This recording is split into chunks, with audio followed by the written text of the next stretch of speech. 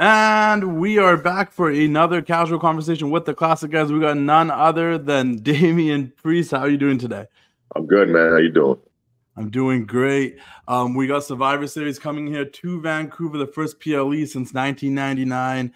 So just to promote that a little bit, I got to ask you a little bit of a cliche question, but it's always fun.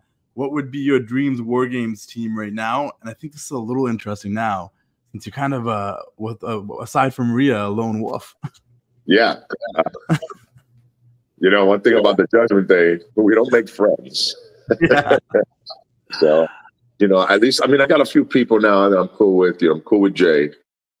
Yeah. So I appreciate him. Sheamus and I have talked, and we're getting along these days. So Yeah. I'd say so far as me, Sheamus, Drew, Sheamus, and Jay. I don't know. They don't have many friends, man. R-Truth. R-Truth's there.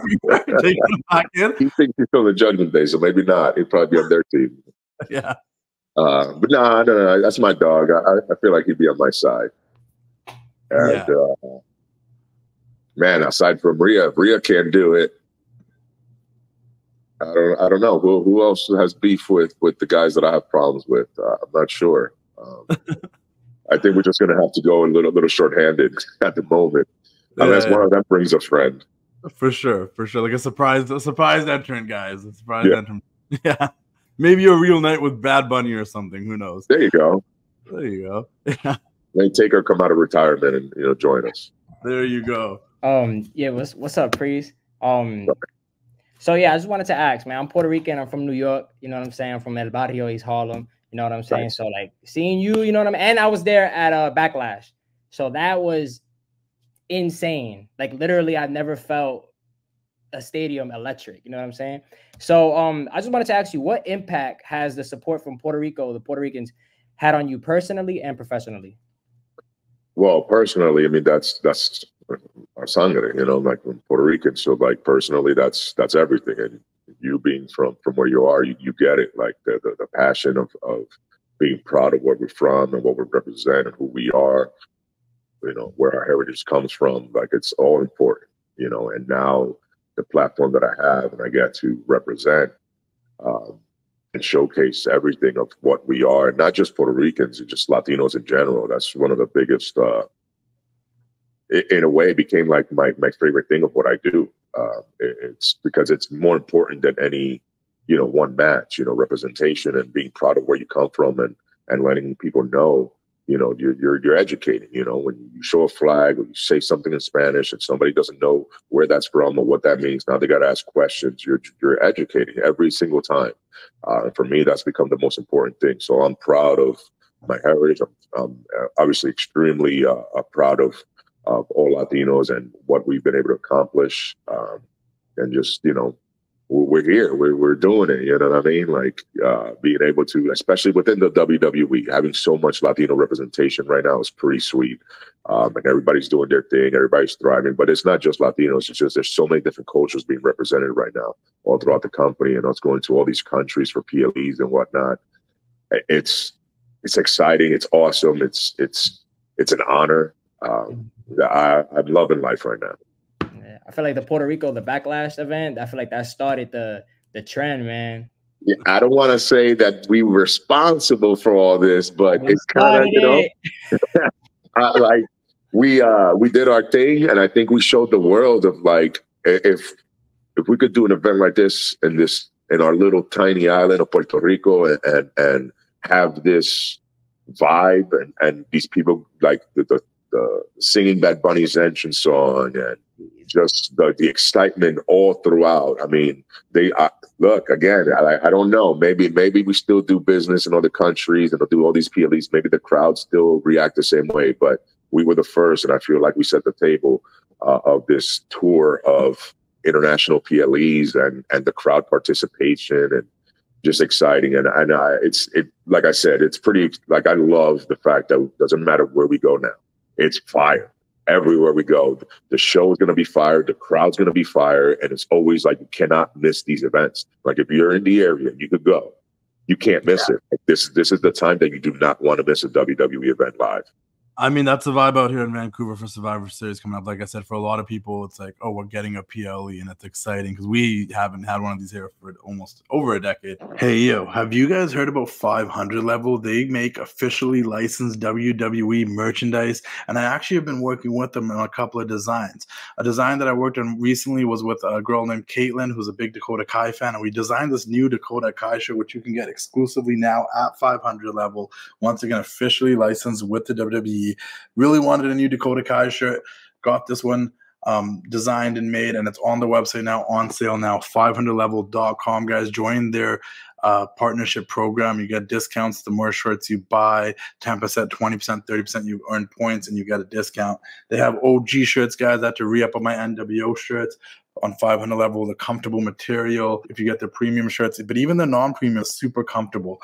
I got NWO shirts. They got Shawn Michaels shirts. You can find some of your favorite wrestlers on there. You can find none other than guys like Razor Ramon, the bad guy. Check out this shirt. It's a sweet, sweet shirt, everybody. 500level.com. Like I said, they have the NWO stuff. And if you're like a big NXT fan, they got shirts for all of your favorite NXT wrestlers. And if they don't, let me know, and I'll make sure we get some shirts made for your favorite NXT wrestler. I went to go support my girl, Carmen Petrovic. You guys can check out our casual conversation on my YouTube channel. You can check out mine and Carmen Petrovic's casual conversation. But 500 Level had a Carmen Petrovic shirt. I had to go support my fellow Canadian and the homie Carmen Petrovic, guys. 500level.com, guys. Check them out. Get premium, officially licensed WWE shirts that you cannot find in a WWE shop all the time. They have a huge selection on their website also for MLB, NBA, NFL, NHL. They got shirts for everything, but their wrestling selection is insane. Custom creative designs. Maybe I can work together with someone out there that is an editor that wants to put more designs on the website. Hit me up. 500level.com. Check them out and keep doing the thing. I have to ask you, though. I asked the same question to Rhea Ripley when she was on the show a couple of weeks ago. Looking back now where you're in the position that you're in now, what does the Judgment Day mean to you as a whole, just like your tenure in it and what it did for your career? Mission accomplished. When Edge and I originally talked about the Judgment Day, the idea was, look, I want to use you and a few others to like put you on the stage you belong, on the platform you belong. Like, he saw talent, and and he saw our hunger and our drive and our work ethic, and for whatever reason, things weren't clicking or working out. So it was like, hey, how about we do this? And to me, it was like, it was one of my, like I was a fan of Edge. So now I get to have somebody who I looked up to be a mentor. And he's like, what do you think? And I'm like, of course it's a yes, and I get to, at least, worst case scenario, I just get to have fun with somebody that I'm a fan of and I became friends with. We're friends to this day. I can't thank him enough for taking me under his wing and just simplifying things for me on a, how to be a bigger star type of scenario. And then here's the conversation. What do you think of bringing Rhea in? And I was like, that's a no-brainer for me. That's my homie, Yeah. So like that right there, then the fact that Rhea and I, like, we knew why, because I obviously had to talk with her before we joined the Judgment Day. And it was like, well, this is the reasoning. Like, I think this can help us get to where we believe we belong. And here we are as two of the top faces in WWE. And by face, I don't mean the heel face comment. I'm talking about like the actual person. We're two of the top personalities in the company. So as far as the Judgment Day goes, it's mission accomplished. That's exactly what the point of the Judgment Day was. And obviously that was a hell of a roller coaster, with dropping Edge. Obviously, the inclusion of Finn, and then Dominic, and then us getting kind of kicked out. And it's been wild, but it was the point of what we wanted to accomplish. And so I feel like Judgment Day was a success. To me, the Judgment Day is over.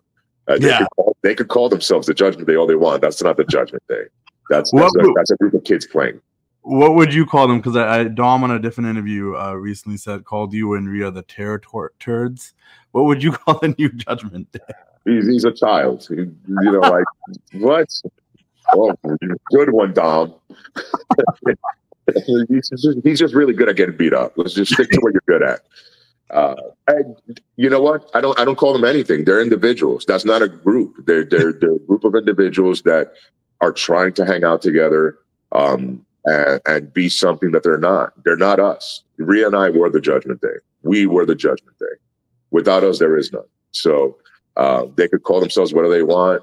They could switch up the look, and it's silly to me that they still want to be called that, and you're not. And the idea of them pushing each other to be the top, a top personality in the company, it's not going to happen.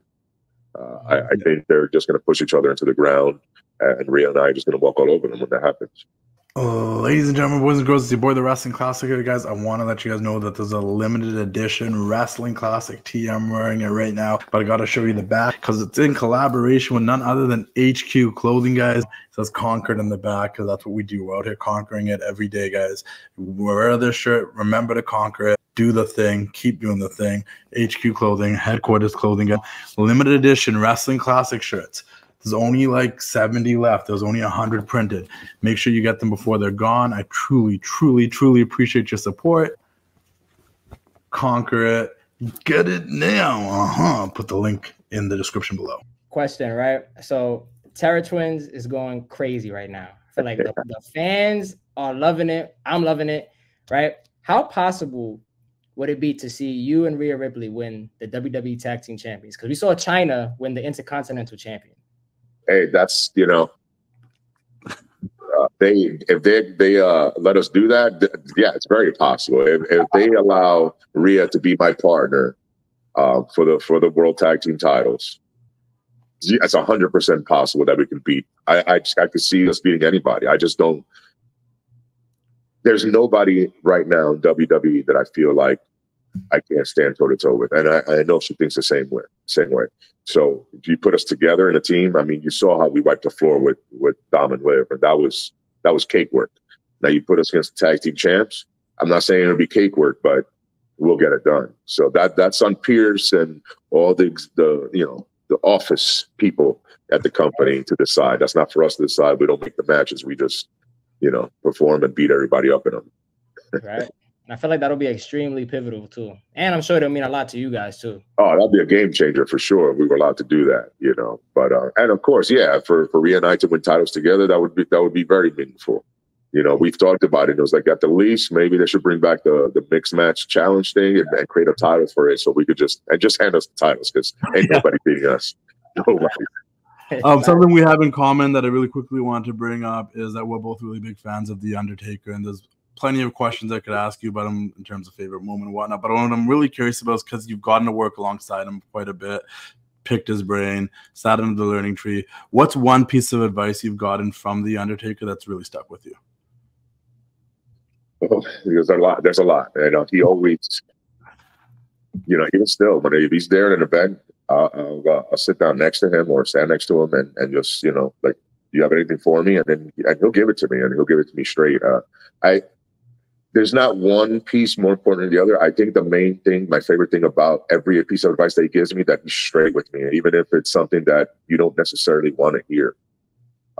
But he's not going to sugarcoat anything, and I appreciate that because that's the only way I'm actually going to get better, or just achieve something else. If it's, I don't need pats on the back. I don't need good jobs. I need, okay, it's fine, but if you would have did this way, or think about it like this, or be careful about this, and it's always comes down to, and I guess there is something to, the most important piece of advice where it's basically to be yourself, turn up the volume. Like we've all heard different people say that in some way in different interviews, but hearing it from him firsthand of when you're out there, where's this guy?